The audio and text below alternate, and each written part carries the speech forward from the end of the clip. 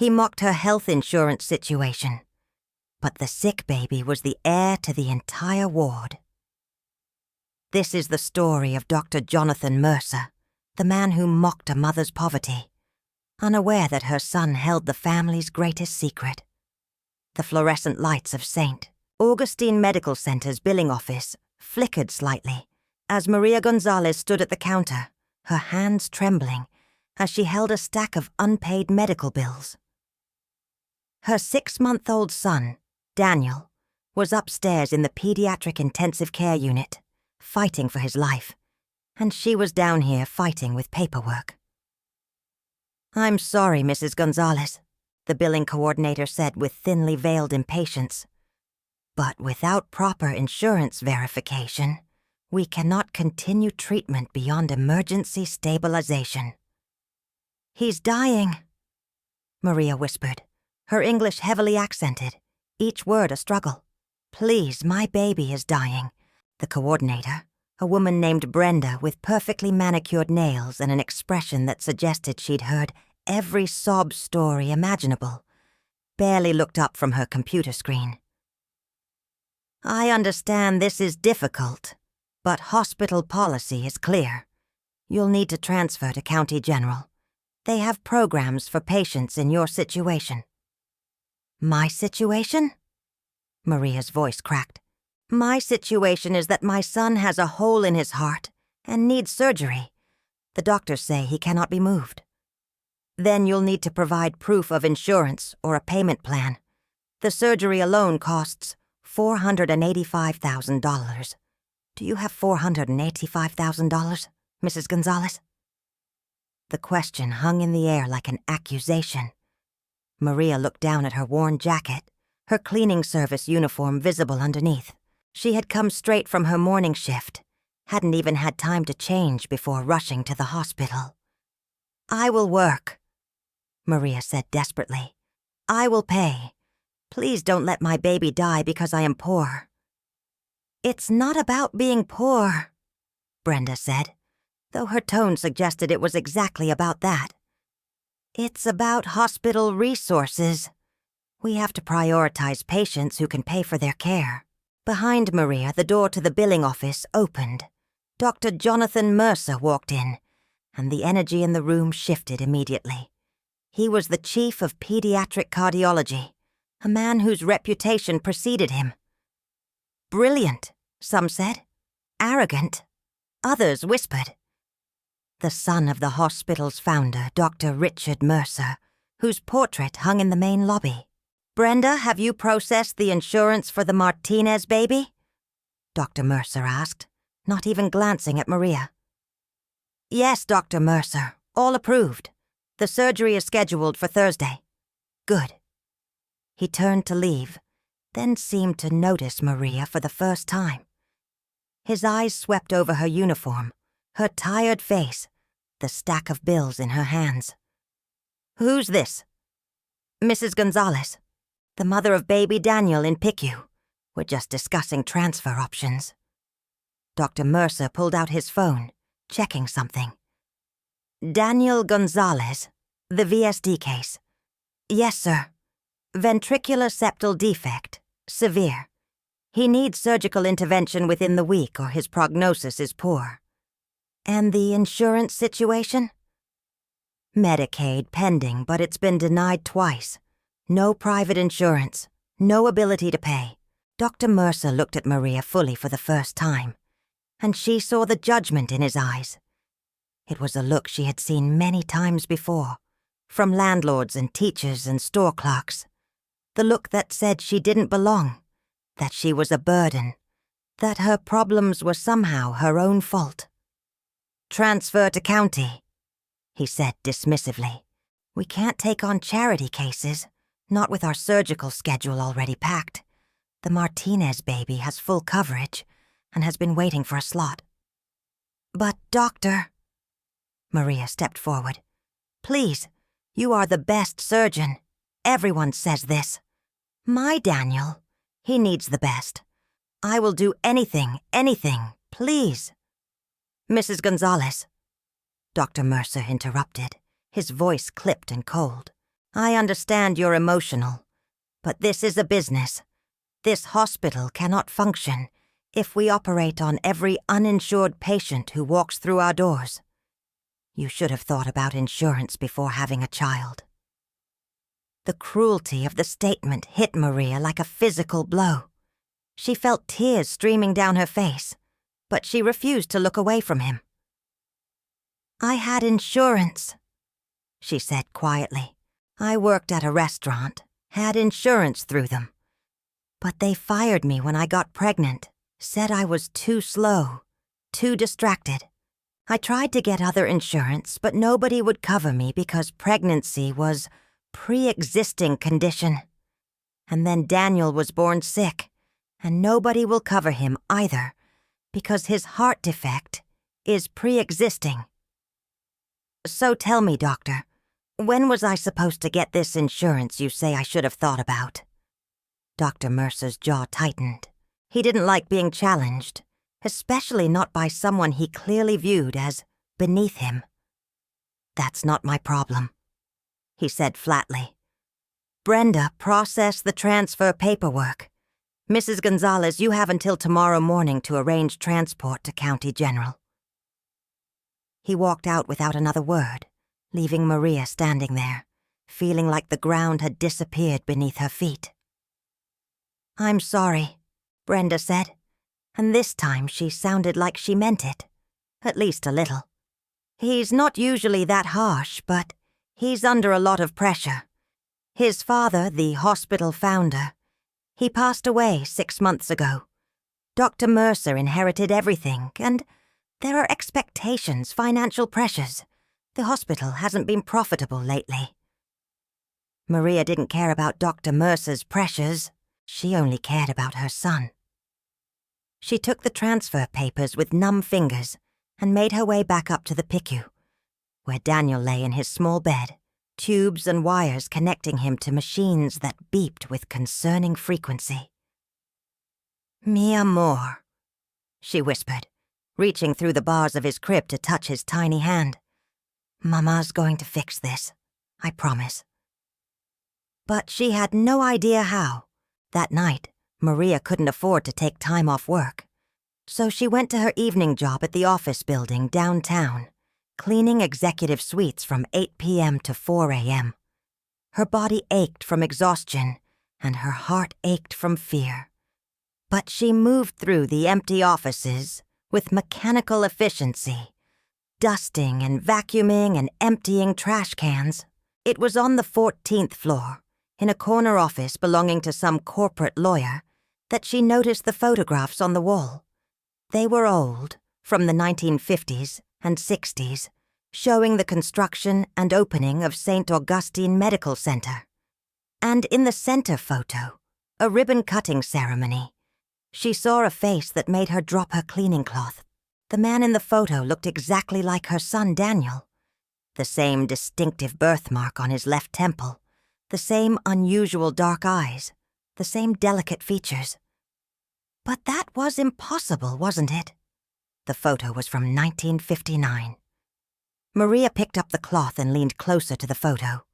The caption read, "Dr. Richard Mercer and his son Jonathan celebrate the opening of St. Augustine Medical Center's pediatric wing, funded by the Mercer Family Trust." But there was someone else in the photo, someone whose face had been deliberately turned away from the camera, as if they didn't want to be photographed. A woman in a nurse's uniform, her profile barely visible, and in her arms, she held a baby. Something about the image nagged at Maria, but she couldn't put her finger on what. She took a photo of the picture with her phone and continued cleaning, her mind racing. The next morning, Maria went to the hospital early before her scheduled transfer time. She found Daniel's nurse, a kind woman named Patricia, who had been one of the few people to treat Maria with genuine compassion. "Patricia," Maria said urgently, "I need to ask you something. The birthmark on Daniel's temple, the dark one, the doctor said it was unusual." "A port wine stain birthmark," Patricia confirmed. Yes, it's relatively rare. About 0.3% of newborns have them. But Maria, we need to talk about the transfer. The ambulance is coming at 10 a.m. Patricia, please, just tell me. Have you ever seen a birthmark like that before? Patricia paused, thinking. Actually, yes. There's a portrait in the hospital's history room of the founder, Dr. Richard Mercer, when he was a baby. He had the exact same birthmark in the exact same spot. I remember noticing it once and thinking it was such a distinctive marking. But, Maria, what does this have to do with... Where is this history room? 3rd floor, west wing, but it's usually locked. Maria didn't wait to hear more. She hurried down the stairs, her heart pounding, following the signs until she found a door marked St. Augustine Medical Center Heritage Room, staff only.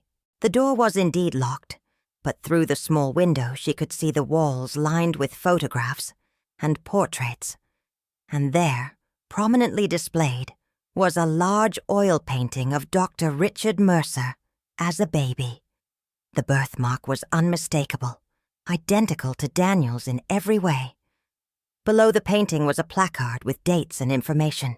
Maria pressed her face closer to the glass, trying to read the small text, and then she saw something that made her blood run cold. A medical notation. Richard Jonathan Mercer, born March 15th, 1934. Congenital heart defect, VSD, surgically corrected at age 6 months by Dr. Howard Gilman using experimental technique. Ventricular septal defect, the same condition Daniel had, the same birthmark, the same heart condition. And according to the dates, Dr. Richard Mercer had lived to be 91 years old before passing away 6 months ago. Maria's hands were shaking as she pulled out her phone and took photos of everything she could see through the window. There was something here, some connection she didn't fully understand yet, but every instinct she had was screaming that it mattered. She went back to Daniel's room and found Dr. Mercer doing his rounds. He saw her and his expression hardened. "Mrs. Gonzalez, the ambulance will be here in 2 hours. Please have your son's belongings ready." "Dr. Mercer," Maria said, her voice stronger than she felt. "I need to show you something." "I don't have time for this. Your father," Maria interrupted. "He had the same birthmark as my son, the same heart defect. Did you know this?" Dr. Mercer's face went pale. "What are you talking about?" Maria showed him the photo she'd taken of the portrait. "This, your father as a baby, the birthmark, the VSD. It's genetic, isn't it? This condition, it runs in families." "My father's medical history is none of your concern, Doctor," Mercer said coldly. But there was something in his eyes now. Uncertainty. Fear, even. "Dr. Mercer," Patricia interrupted gently. "She's right about the birthmark. I noticed it too. And VSD can have genetic components. If her son has both the same birthmark and the same heart condition as your father." "It's a coincidence," Dr. Mercer said firmly. "Port wine stains aren't that rare, and VSD is one of the most common congenital heart defects." "But together?" Patricia pressed. "In the exact same location? That's statistically very unlikely. Dr. Mercer, I think you should consider the possibility that—" "Enough," he snapped. "This is ridiculous. Mrs. Gonzalez is clearly grasping at straws, trying to find some connection to manipulate sympathy. I won't be drawn into this manipulation. The transfer stands." But Maria saw the crack in his certainty. She saw the way his eyes kept darting back to the photo on her phone. She saw him swallow hard, saw his hands clench at his sides. "I'm not trying to manipulate," Maria said quietly. "I just want to understand. I want to know why my son has your father's face, your father's birthmark, your father's heart condition." "Coincidence," Dr. Mercer repeated, but his voice was less certain now. Over the next hour, Maria did something she had never done before. She called in sick to both her day job and her night job. She couldn't afford to miss the shifts, couldn't afford to lose the income, but she also couldn't afford to lose this thread she had found. She went to the hospital's administrative office and asked to speak to someone in medical records. After much convincing and a small lie about being Dr. Mercer's office assistant, she managed to get access to historical admission records from the 1980s. And there, in a dusty file box, she found something that changed everything. Birth certificate for Jonathan Mercer, Jr., born January 8, 1984. Mother, Alice Mercer, deceased in childbirth. Father, Richard Mercer. But there was another document in the same file, one that had been misfiled or perhaps deliberately hidden. It was a private adoption agreement, dated March 1984, just 2 months after Jonathan Jr.'s birth. The document was incomplete, partially redacted, but Maria could make out key phrases. Biological mother relinquishes all rights. Compensation in full. Sealed records per request of adoptive father. Jonathan Mercer Jr. was adopted. Dr. Richard Mercer was not his biological father. Maria's mind raced. If Jonathan Jr. was adopted, then his son, the current Dr. Jonathan Mercer III, might not have any biological connection to the Mercer family. And if that was true, then the genetic markers that Maria's son Daniel carried, the birthmark and the heart condition, might come from a different branch of the Mercer family tree, a branch that had been written out of the official history. Maria needed more information. She went back to Daniel's room and waited for Dr. Mercer to return. When he did, she was ready. "Dr. Mercer," she said, blocking his path. "Your father adopted your father, didn't he? Jonathan Mercer Jr. was not Richard Mercer's biological son." The effect was instantaneous. "Doctor," Mercer went rigid, his face flushing with anger. "How dare you dig into my family's private business?" "Because my son's life depends on it," Maria said fiercely. "Because I think Daniel is part of your family, the biological family that was erased from your history. I think your grandfather had another child, one he didn't acknowledge, and that bloodline is the one Daniel comes from." "This is insane," Dr. Mercer said. But he wasn't walking away. He was standing there, frozen, listening. "Is it?"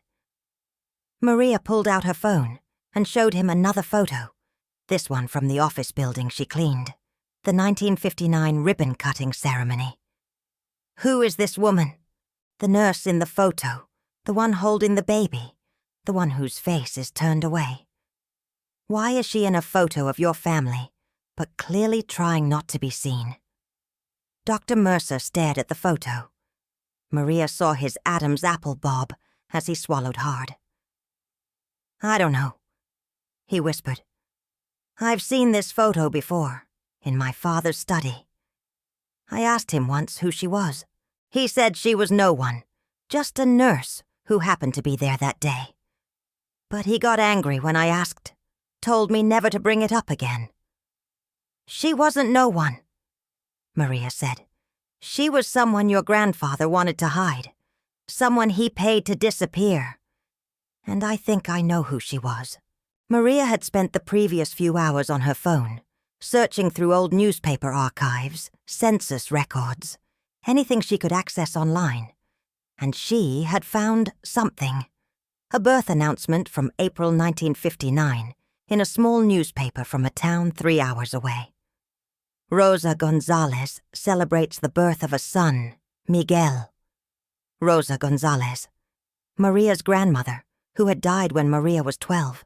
Her grandmother who had been a nurse, who had worked at St. Augustine Medical Center in the 1950s, who had always refused to talk about that time in her life.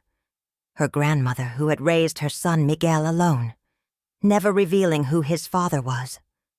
Miguel Gonzalez, Maria's father, who had died 2 years ago from heart complications. Heart complications that no one had understood the source of, because there was no family history of heart disease. Except there was. There was a direct line from Dr. Richard Mercer to Miguel Gonzalez to Maria to baby Daniel. A line marked by distinctive birthmarks and congenital heart defects. A line that had been deliberately hidden. "Dr. Mercer," Maria said, her voice shaking. "I think your grandfather had an affair with my grandmother. I think my father Miguel was Richard Mercer's biological son, which would make Daniel your grandfather's great-grandson, which would make Daniel a Mercer." The words hung in the air like a bomb. Dr. Mercer stared at her, his face cycling through emotions: disbelief, anger, fear, and finally, reluctant consideration. "This is impossible," he said, but there was no conviction in his voice. "Then do a DNA test," Maria challenged. "You have access to your grandfather's medical records, his tissue samples from when he died. Test them against Daniel's DNA. If I'm wrong, I'll leave quietly. I'll take Daniel to county and you'll never see me again. But if I'm right, if you're right," Dr. Mercer said slowly, "then everything changes." The DNA test took 3 days to process, 3 days of agonizing waiting, while Daniel's condition slowly worsened. The transfer to County General had been postponed pending the test results, though officially it was recorded as patient too unstable for transport. Maria barely slept during those 3 days. She worked her shifts, sat by Daniel's bed, and researched everything she could about the Mercer family history. The more she dug, the more pieces fell into place. Dr. Richard Mercer had been married to Elizabeth Mercer from 1933 until her death in 1972. They had tried for years to have children, even undergoing experimental fertility treatments that were cutting edge for the time. In 1959, there had been rumors of a pregnancy, but then nothing. No birth announcement, no photographs of a baby, just silence. And then, in 1984, when Richard Mercer was 50 years old, he suddenly had a son, Jonathan Mercer, Jr., adopted under circumstances that were sealed and never discussed. Everyone assumed he was simply a childless man who had decided to adopt. But what if it was more complicated than that? What if Richard Mercer had had a biological son in 1959, born to Rosa Gonzalez, a nurse from a poor Mexican family?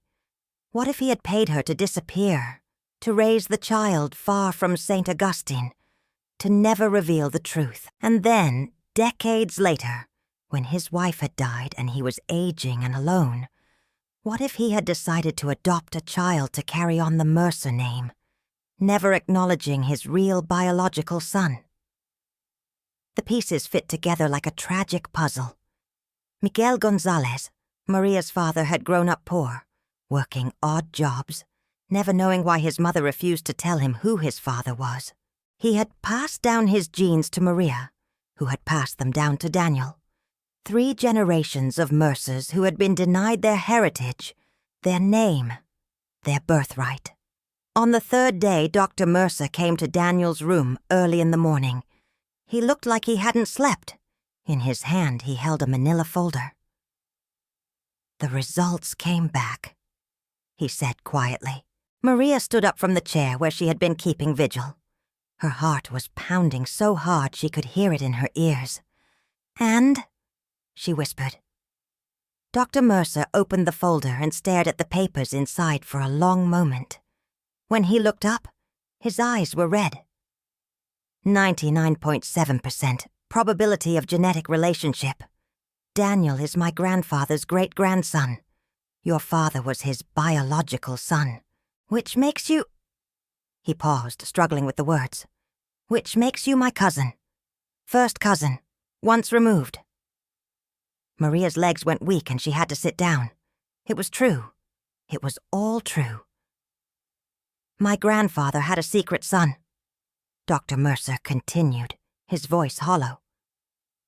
"All this time, there was a whole branch of the family that nobody knew about, that he deliberately hid. He was ashamed," Maria said bitterly. "Ashamed that he had a child with a Mexican nurse. Easier to pay her to disappear than to acknowledge his own son." "It wasn't about shame," Dr. Mercer said, and he sounded broken. "At least not just shame. I found something else in my grandfather's papers after I saw your research. Letters hidden in a safe deposit box that I never knew existed." He pulled out several yellowed envelopes from the folder. "He loved her. He loved your grandmother, Rosa. But in 1959, interracial relationships weren't just taboo. They could destroy careers, families, entire lives. His wife Elizabeth couldn't have children, and when he fell in love with Rosa, when she got pregnant, he thought he could find a way to make it work. But his family, the hospital board, everyone pressured him. They gave him an ultimatum: send Rosa away and pay her to stay silent, or lose everything. So he chose his money and his status," Maria said. "He chose survival," Dr. Mercer corrected. "And then he spent 60 years regretting it. These letters, they're addressed to Miguel, your father. My grandfather wrote them but never sent them. Hundreds of letters telling his son about his life, his regrets, his love for a child he never got to know." Dr. Mercer handed one of the letters to Maria. She opened it with trembling hands and read her grandfather's words, written to her father decades before she was even born. "My dearest Miguel, you are 25 years old today, and I wonder if you think of me at all. If your mother ever told you about the man who loved her and abandoned his own son. I wonder if you inherited my birthmark, my weak heart, my love of medicine. I wonder if you hate me, as you should. I am a coward who chose comfort over courage, who let societal prejudice erase you from my life. But know this, not a day has passed that I have not thought of you, mourned you, loved you. You are my son, my true son, and I failed you in every way that matters." Maria was crying by the time she finished reading. Dr. Mercer was crying too. "He knew," Maria whispered. "He knew my father existed, knew he had a grandson, a great-grandson. And he did nothing." "He tried," Dr. Mercer said.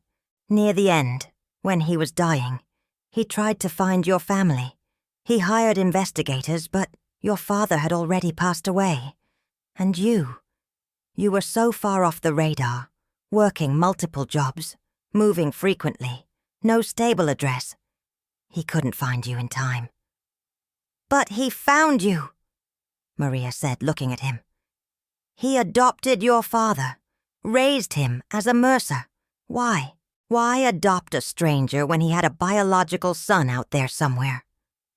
"Because he was broken," Dr. Mercer said simply. "Because he had failed his real son and thought he could make up for it by being a good father to someone else. But according to these letters, he never stopped looking for Miguel. Even when my father, Jonathan Jr., was growing up, my grandfather kept searching, kept hoping." They sat in silence for a long moment, two people who had been strangers 48 hours ago, now bound together by secrets and blood and tragedy. "So what happens now?" Maria finally asked. Dr. Mercer looked at Daniel, sleeping peacefully, despite the tubes and wires. "Now I save my cousin's life," he said. "Now I give your son the surgery he needs, the surgery my grandfather would have wanted him to have. And then we figure out the rest." "The rest?" "The inheritance," Dr. Mercer said. "My grandfather left everything to me because I was his only known heir. But if Daniel is his great-grandson, if your father was his biological son, then legally, You and Daniel have a claim to the estate. A significant claim? I don't want money, Maria said fiercely. I just want my son to live. I know, Dr. Mercer said. But it's not about what you want. It's about what's right. Daniel is a Mercer, whether we like it or not. He has rights, a legacy, a place in this family. The surgery was scheduled for the following morning. Dr. Mercer personally performed the operation with the best surgical team in the state. It lasted 7 hours, and when it was done, he came out to the waiting room where Maria sat with Patricia and several other nurses who had become invested in Daniel's story. He made it through, Dr. Mercer said, and Maria collapsed into Patricia's arms, sobbing with relief. Over the following weeks, as Daniel recovered, Dr. Mercer brought in lawyers, genealogists, and historians to piece together the full story of the Mercer family's hidden history. The revelation sent shockwaves through St. Augustine Medical Center and the broader medical community. Dr. Jonathan Mercer, Jr., Dr. Mercer's adoptive grandfather, had known nothing about Richard Mercer's biological son. He had believed he was Richard's only heir, and had raised Jonathan III with that assumption. Learning the truth was devastating for him, but he took it with surprising grace. Maybe, Jonathan Jr. said during a family meeting that included Maria and baby Daniel, maybe this is a chance to right an old wrong. My father Richard gave me a name and a legacy I didn't earn by blood. Maybe it's time to share that legacy with the people who did. The legal process was complicated, but the outcome was clear. Daniel was recognized as Richard Mercer's legitimate great-grandson and heir. The family estate was divided, with a significant portion placed in trust for Daniel's future, including funding for his education and medical care. But more than the money, what mattered was the recognition. Maria was no longer the poor cleaning woman with the sick baby and no insurance. She was family. Daniel was no longer just another charity case to be transferred to County General. He was a Mercer with all the privileges and opportunities that came with the name. 6 months after the surgery, there was a ceremony at St. Augustine Medical Center.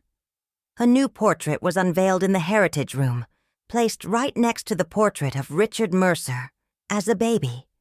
This portrait showed 3 generations. A photograph of Miguel Gonzalez, Maria's father, next to a photo of Maria herself, next to a new photo of baby Daniel, now healthy and thriving. Below the portraits was a new placard.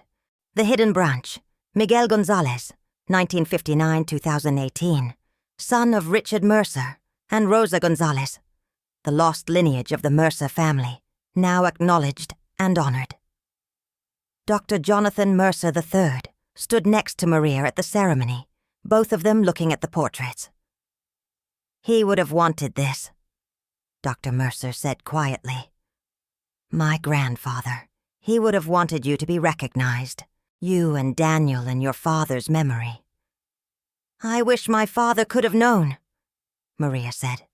I wish he could have known that his father loved him, looked for him, mourned him. Maybe he did know, Dr. Mercer suggested. Maybe somehow he knew. The ceremony was attended by hospital staff, board members, and members of the community.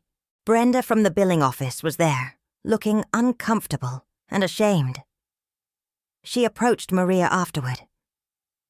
Mrs. Gonzalez, Ms. Mercer, I need to apologize. The way I treated you, the things I said, the assumptions I made about you because of your insurance status and your job.